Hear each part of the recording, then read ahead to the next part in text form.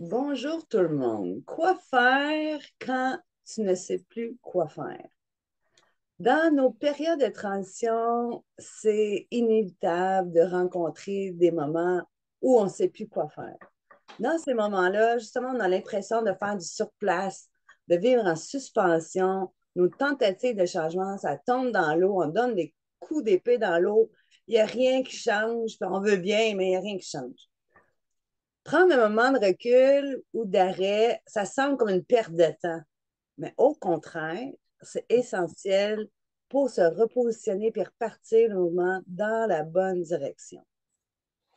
Alors, comment devenir patient et indulgent alors que tout notre être crie pour quelque chose de nouveau, pour du changement?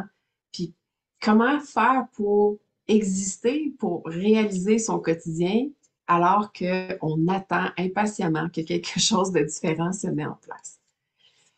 Mon nom est Suzanne, je suis avec Martine, on est soul designer et coach de vie à Espace Transition. On est là pour accompagner ceux et celles qui sont all-in, pour créer avec intention une vie qui est connectée au rythme et aussi à l'expression de leur âme. Donc, c'est quoi la réponse? Quoi faire quand on ne sait plus quoi faire pendant sa transition? Bien, ce qu'on vous propose, c'est 7 étapes pour retrouver votre track, ta track, respire. Oui, Respire, où à chaque étape du respire, on a quelque chose à faire. tout Donc, à la fait. première étape, on est vraiment dans le respire. C'est de s'arrêter et se reconnecter à soi. C'est de se permettre une connexion à notre tête, oui, mais aussi à notre corps et à notre cœur qui a besoin de respirer, de juste prendre un moment pour reprendre contact et avoir une belle communication avec toutes nos parties, mais c'est aussi de reprendre contact à tes valeurs, à tes besoins, à tes espoirs, mais aussi à tes priorités. Qu'est-ce que tu as besoin maintenant? Parce qu'un cœur et un corps qui respirent, ben, ils sont ouverts à accueillir tes désirs. La deuxième étape, c'est être, tout simplement. On est dans arrêter la bête, arrêter de nourrir le chaos, l'anxiété. C'est de sortir du tourment, c'est de sortir du mal-être, de trouver des moments pour toi où tu peux être bien parce que la réponse ne viendra pas d'un état de mal-être. Donc, si tu es capable de juste être dans le bien sans être dans le négatif, ben, ça va permettre de pouvoir reconnecter avec ce que tu veux. La troisième étape, on est dans le sentir. On est dans le corps qui veut un mouvement, mais un mouvement qui est confortable. Surtout confortable pour toi.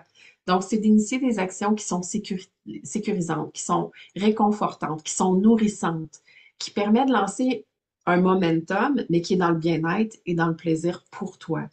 C'est souvent des mouvements qui sont à petite échelle, mais qui prend tout leur sens puis qui te nourrit. Donc, parce qu'un corps en mouvement, ben, il cherche plus de mouvement. Et si ce mouvement-là est positif, ben, on va chercher un mouvement qui est positif. Hmm.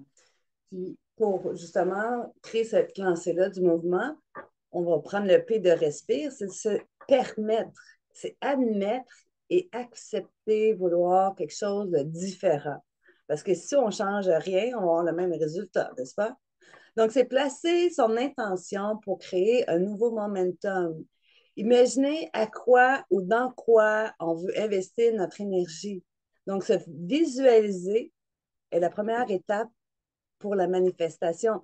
Quand on dit visualiser, c'est voir, ressentir, sentir, goûter, vraiment le vivre pleinement dans son corps. Donc, se permettre ce nouveau momentum-là.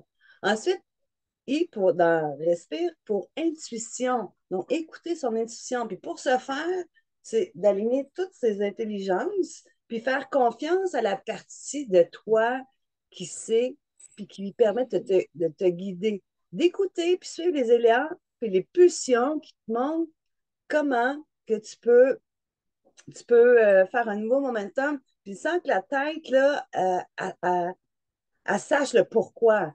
Elle n'a pas besoin de tout savoir. Aller vers vraiment un élan, ses pulsions. Puis, elle te permet d'être curieux, curieuse, créatif, créative dans la recherche de nouvelles possibilités. Donc, tout ça, ça permet d'oser faire quelque chose de différent, mais tout ça avec des petits pas. Un petit pas à la fois, faire des petits mouvements qui peuvent créer des grands mouvements. Et R pour recadrer avec ce que qu'est-ce qui fait du sens dans le ici et maintenant. Donc, pas retourner dans son ancienne structure, recadrer qu'est-ce qui était bon dans le passé, puis là, OK, je restructure, je recadre pour que ça fasse du sens pour moi.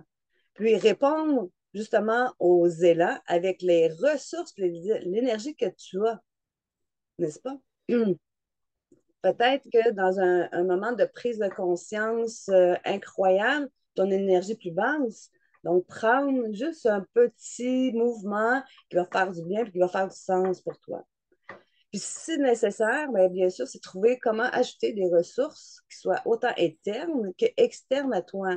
C'est-à-dire de retracer des capacités, une relation, un partenariat que tu peux créer avec une personne, créer un nouvel environnement, mettre de nouvelles habitudes. Puis tout ça, rester dans le réaliste de la chose pour que ça soit possible et viable. Et le dernier E de respire, c'est bien sûr de s'engager, faire le premier pas. S'engager dans une bonne première action qui fait du sens pour toi. Puis ça se peut que cette action-là, ça ne plaise pas nécessairement à tout le monde autour de toi. Donc, l'intention, c'est que pour toi, ça te fait un nouveau mouvement, puis ça te fait du bien, puis ça te fait plaisir. Donc, accepter qu'elle soit beaucoup moins grandiose aussi que tu aimerais, mais l'idée, c'est de faire un petit pas pour trouver le bon chemin qui est beaucoup plus important que de s'attaquer à la montagne. Mm. Alors, toi, de ton côté, qu'est-ce que tu mets déjà en pratique dans les 7 étapes du respire? Est-ce que tu te permets de t'arrêter pour respirer? Est-ce que tu te permets de t'arrêter pour juste être sortir du chaos? Est-ce que tu te permets de sentir, d'être un peu dans le mouvement, mais des mouvements qui font du bien, qui te permettent de te déposer? Est-ce que tu es dans le permettre? Tu te permets d'expérimenter, d'aller chercher autre chose, puis d'attendre un changement ou d'accueillir un changement? Est-ce que tu écoutes ton intuition dans le I?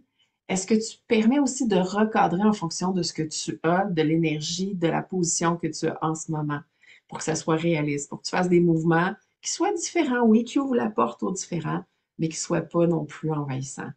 Et est-ce que tu te permets de t'engager, de vraiment prendre action, des petites actions, mais dans une nouvelle direction? Donc, on veut savoir. Marque en commentaire lequel des lettres de ton cette étape respire tu mets vraiment déjà en pratique. Puis si tu cherches d'autres réponses, ben oublie pas qu'on a un beau petit guide, les 4 piliers d'un switch de vie, qui te permet de débloquer ce qui t'empêche de te réaliser dans la description et sur notre site web. Tu peux cliquer j'aime, abonne-toi à notre site et partage à ceux qui pourraient en bénéficier parce qu'on sait qu'il y a beaucoup de mouvements en ce moment dans notre belle planète. Et sois à l'affût de notre prochaine vidéo. On va être là la semaine prochaine. Ciao! Bye!